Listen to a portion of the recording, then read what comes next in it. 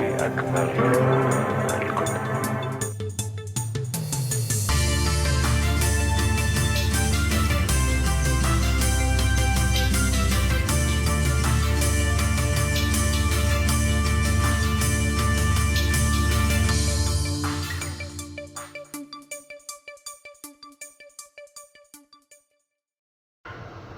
afternoon, fellow comrades. Permit me to dedicate today's presentation to an icon of our revolution, FON Gogi Dinka. FON Gogi Dinka turns 94 on the 22nd of June this year. We have been extremely fortunate to have him with us thus far, and he is really a blessing to us. I have been tempted to wait until his 94th birthday to put out this message. But as you know, at his age, you do not procrastinate. For those who do not know him, FON Gogi Dinka was the first president of the Cameroon Bar Association and was the lead counsel in the case pitting Bishop Ndomo against Ahijo and the state of Cameroon during the Makiza years and the UPC war for independence. He is the man who stood up to Paul Biya, who had unilaterally decided to finalize and officialize the annexation of the Southern Cameroons in 1984. This earned him his arrest and detention in Kondengui for about a year until he escaped to Nigeria. He launched this Amazonian struggle in the mid-80s when no one wanted to be associated at all with him.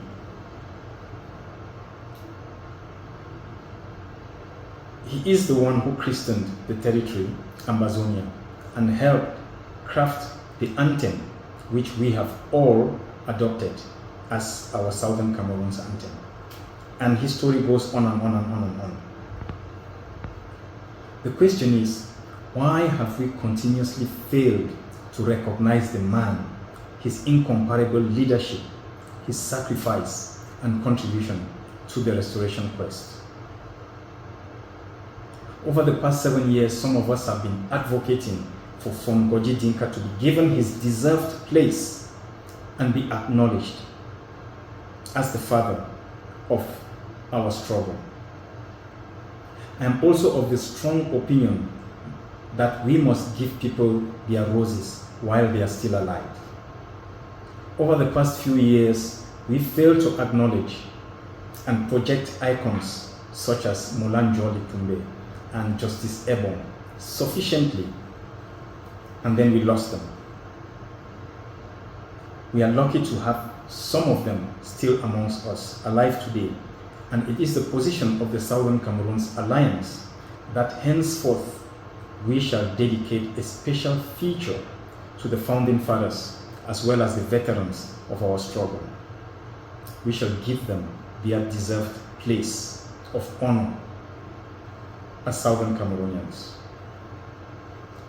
The unfortunate tendency with today's leadership, and perhaps the leadership across Africa, has been the tendency for current leaders to work hard to wipe out all traces of the work of their predecessors.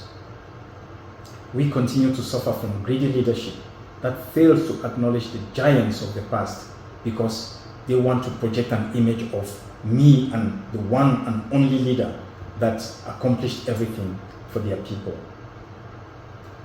That has to change, and we must recognize that we have reached the heights we have today because we are standing on the shoulders of those who came before us. True that they may not be as educated as we, they may not have been as educated as we are, perhaps not as accomplished or sophisticated as the present generation, but it is thanks to the work and the sacrifices of the past generations that today's generation is where it is. Our children will one day look back on our inadequacies and wonder how we could have got it so wrong. But that does not take away from the fact that we did get certain things right, which they must acknowledge.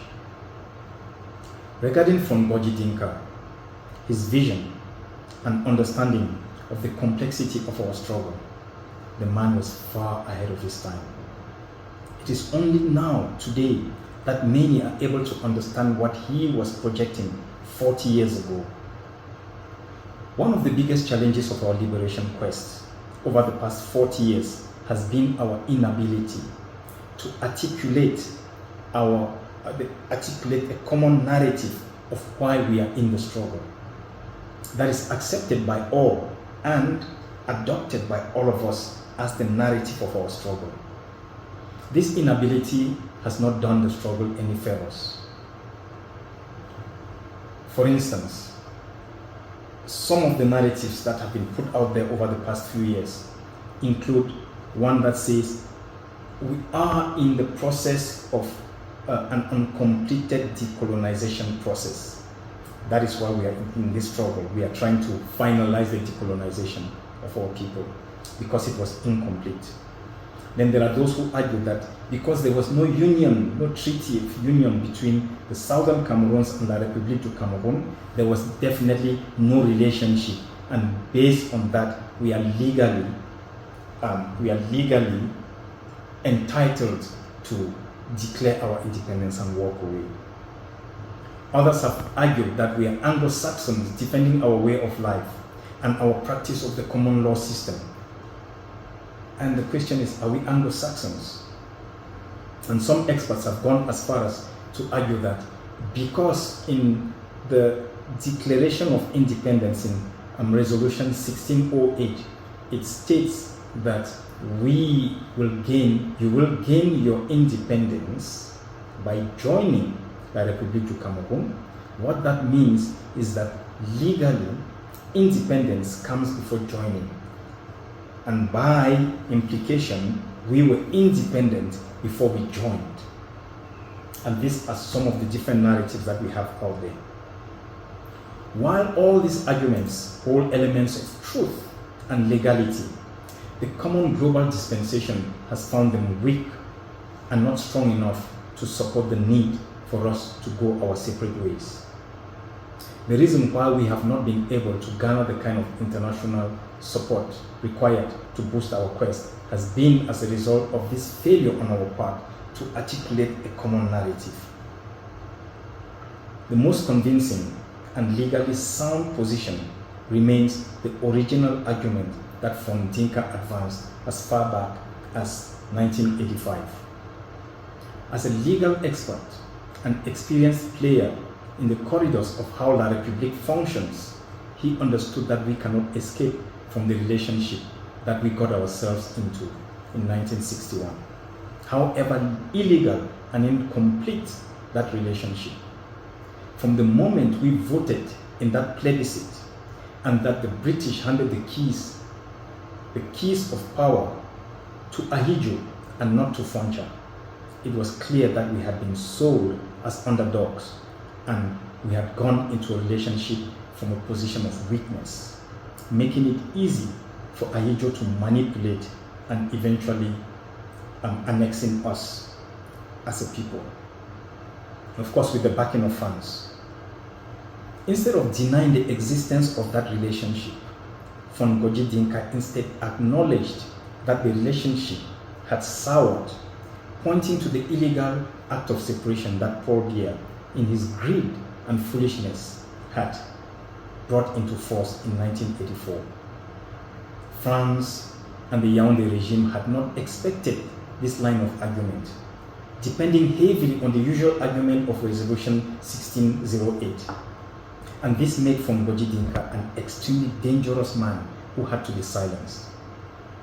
The Republic of Ambazonia had argued that when President Paul Biya unilaterally took the decision to change the name of the country, the flag, and the form of the state in 1984, he effectively abandoned the Njumba Marriage, as the late Moulin Joli Toumbe has termed it, and in the process seceding from the union between the two Cameroons. Illegal as that union might have been, it is for this reason that the République du Cameroon has avoided legal confrontation with the Southern Cameroons at all costs. In fact, military confrontation is the best gift we could have given to La République du Cameroon, in the belief that once we have been defeated militarily, there would be no legal or political recourse, as was the case with the defeat of the UPC in 1970. FON GOGI DINKA and his legal arguments remain the most potent weapon to this day. As the Southern Cameroons Alliance, we had invited several luminaries, experts, on both sides of the argument. The argument in favor of the fact that we were in a relationship of, were in an illegal relationship, and arguments in favor of the fact that whether illegal or not, we cannot deny that there was a relationship. And over the years, we have had these experts come and present. It's been debated extensively within the alliance. And having satisfied ourselves of the strength of the Dinka argument, the Southern Cameroons Alliance took a decision to adopt it as our official line. The decision of the alliance is not only to acknowledge him as the father of our struggle, but also to officially adopt his narrative for our liberation quest. We hope that this thorough process would be adopted by others in order to reach consensus on a common revolutionary narrative that would strengthen our position and the way we are perceived internationally. Many have questioned FON GOGI DINKA's quest for an international sheriff. That I can answer because I was with him in Ghana when he sought to meet the late Jerry Rawlings, and I actually helped to finalize the documentation during that meeting. But what do we mean when we talk about the father of the struggle? Most countries, most nations seek social cohesion, especially in the face of conflict or oppression, have relied on some form of moral authority to guide the leadership. The moral authority often is either an individual or a group of individuals. In our African culture, this group of individuals is often called a group of elders or a group of the wise. These are people imbued with wisdom, experience, and the authority to give guidance to the younger generation, and often to the often inexperienced leaders. Apart from advice and guidance, the moral authority can summon the younger leaders and even chide them should they deviate from the goal of the revolution. And we have seen how some veterans in some contexts have lobbied hard and pushed for the removal of leaders who are not following or towing the line of the revolutionary principles. These elders have been known in different capacities in different contexts. Sam Nujoma of Namibia, after he stepped down from power, Julius Nyerere of Tanzania, Nelson Mandela of South Africa, and the list goes on. In some countries, this leader is not necessarily a past president or past leader, but a moral figure. In Iran, for instance, they have the Ayatollah. In Ghana, they have the Imam of Ghana, and in this case, Imam Osmanu Nuhu Sharubutu, who, even though from the minority Muslim population, has been largely regarded as the father of the nation. Unfortunately, as Southern Cameroonians, we have not learned to valorize our assets and take advantage of their wisdom. We are fortunate, however, to have figures like FON GOGI DINKA still in our midst. But even more, we must give them their dues while they are still alive. And it is based on this understanding that the Alliance has decided to celebrate our veterans who are still amongst us, while we acknowledge and celebrate every leader of the Southern Cameroons, from Indele through Foncha to present-day veterans. But why FON GOGI DINKA? I would say by virtue of his age, his longevity in the struggle, his sacrifices, his conviction, exile, knowledge, and unshakable moral stance since 1984. FON GOGI DINKA was a luminary of his day, living a comfortable life, and he could have stayed on in Cameroon, betrayed the struggle, and enjoyed the loot of Yaoundé, just like others have done.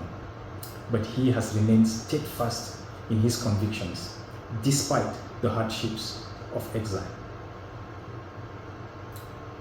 Dear comrades, permit me to also talk a bit, give you a couple of stories which I think will shed more light on what I'm trying to say, especially with regards to the power of the elders or the powers of the wise.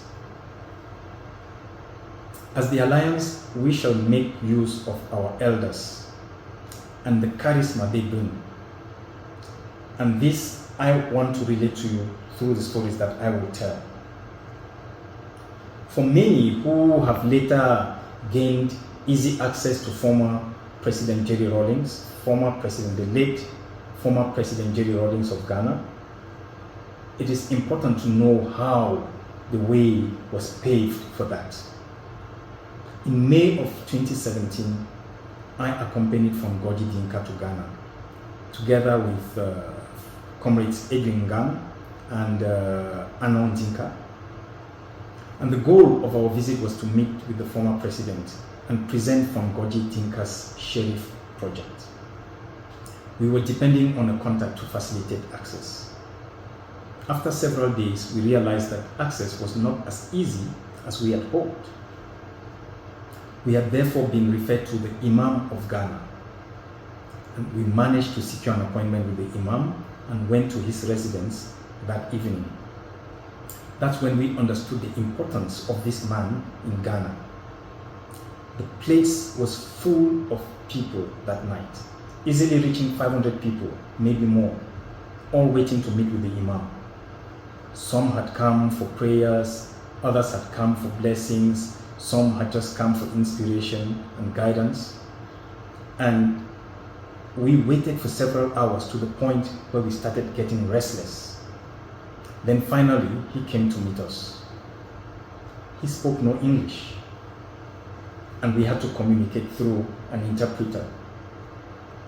He asked us to first of all pray, and then he asked us the purpose of our visit. After listening, he said he had heard our request and he's going to think about it. He made no promises. The following day, we were informed that the minister was available to meet with us, and we went for the meeting. Prior to the visit, I had prepared briefs that we were going to present to the minister. Those days in Ghana had also allowed me to get to know FON GOGI DINKA a bit more.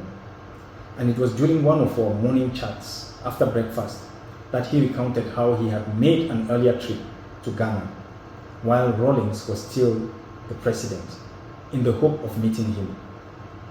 After several weeks in Ghana, perhaps he said several months, a couple of months, he was frustrated and decided to leave. However, he had no funds left, and together with his assistant, whose name I have forgotten, they took the decision in their desperation that the only way to get back to Nigeria would be to trek. And for me, this was indicative of the man, that these are some of the sacrifices this man had made for us long before many of us understood the essence of the struggle. When we eventually met the minister, it was clear that he had only agreed to meet with us as a matter of courtesy. He was in a hurry and barely listened to our brief. He also let us know that it was the weekend and the former president, Rawlings, was usually in his village on weekends and therefore not available to meet with us.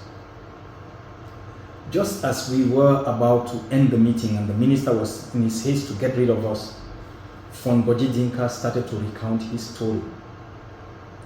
I was a bit worried because I knew we had very little time and we needed to make an impression. But I realized that the minister was listening. He listened. At the end of the very long and winding story, he was overwhelmed by the sheer evil of this regime we are talking about. And then he said, "You know, I have often heard of these things happening in other countries, but it is the first time that I am meeting face to face with somebody who has got first-hand experience of that kind of evil." And right there, he instructed his assistant to go to the phone and call the former president. When Rawlings picked up the phone, the minister spoke to him and immediately was able to secure an appointment for us. I left that meeting thinking how much all the documents, the briefs, and the eloquence we had taken was not until FON Dinka recounted his story. We would have never secured that much desired meeting with former President Rawlings had he not seized the moment to share his story. And that's how I got to understand the power of the elders. But like I promised, I was going to share two stories. The one, the experience we had in Ghana, and the second was our visit to the White House later that same year.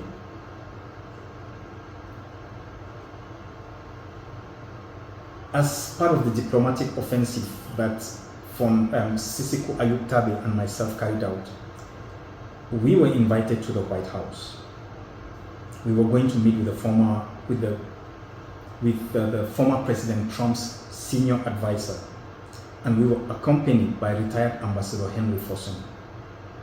While going through the security checks, we realized that we were running late for our appointment, and if we had to wait for the ambassador to go through the checks, given that he was on crutches and his process was extremely slow, then there was a very strong risk that we would miss the meeting.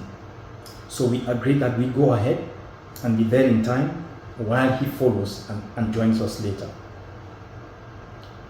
This was another meeting where our host had allocated very little time and was very impatient to get the meeting over with. Sisiku Ayub Tabe made an eloquent appeal to the American government, and I followed that with a powerful PowerPoint presentation. All along, this woman kept looking at her watch, and she kept cutting in to let her assistant know that she was running late and that she needed to inform the other party that she would be there slightly late. And she kept egging us to move the meeting, to move our discussion faster because she had to leave. Then just as she was about to round up the meeting and leave, Ambassador Fosun, who had arrived some 10 minutes earlier, and of course he was late, requested for permission to say a few words. Then he started recounting his story, and in the process, he showed the evidence of the torture that he had suffered at the hands of the soldiers of La République du Cameroon. He started sobbing, and then this woman also started crying. And then the next thing you knew, we all, a room full of about 10 or 15 people, everybody was crying. In between her sobs, she spoke to her assistant and asked her to cancel the meeting with the other guests who were waiting to meet with her. This was far too important to leave, she had remarked, and that she had taken the decision that this was going to be a personal project of hers.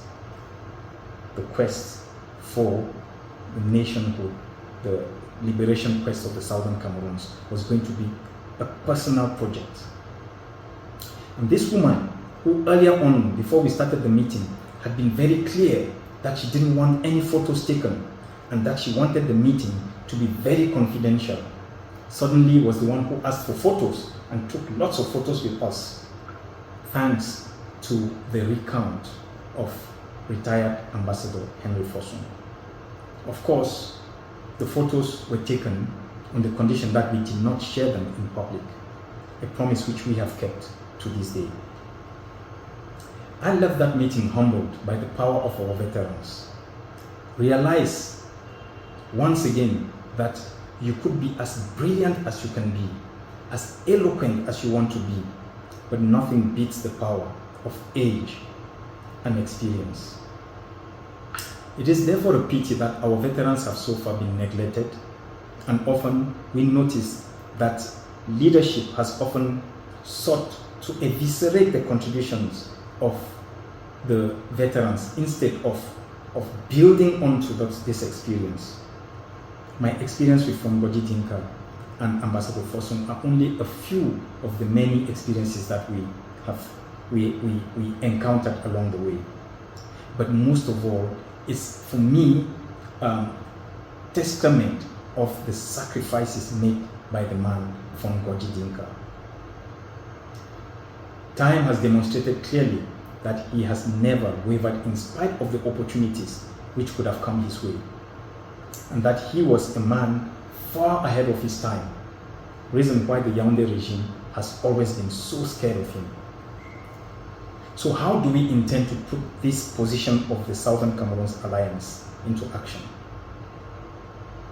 We have decided that we will officially recognize and acknowledge FON GOGI DINKA as the father of our struggle and the moral authority to whom we will turn to for advice and guidance. We will work to build and project his profile as a public figure to be recognized and acknowledged. We will also be reaching out to his family and the Republic of Ambazonia to consider the possibility of an autobiography for the father of our struggle. And finally, consult widely on the possibility of a list of veterans whom we will want to be esteemed role models along the same lines as FON GOGI DINKA. I thank you.